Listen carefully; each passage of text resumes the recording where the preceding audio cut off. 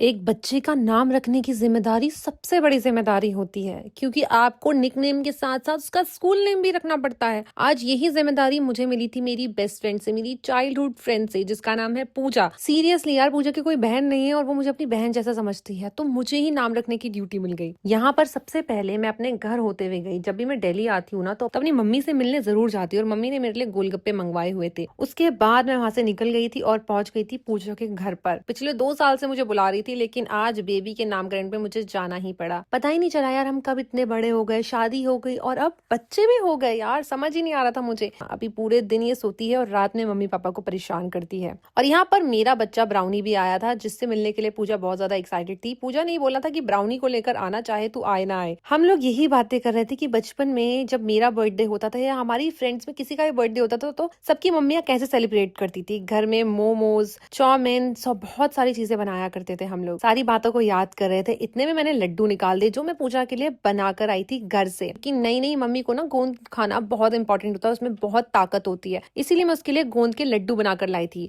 उसकी सासू मॉम भी बहुत स्वीट है, उन्होंने भी खाए और उन्होंने भी बहुत तारीफ करी कि सच में बहुत टेस्टी बने। उसके बाद मैं स्नैप लेने लगी, बेबी की भी और पूजा की भी।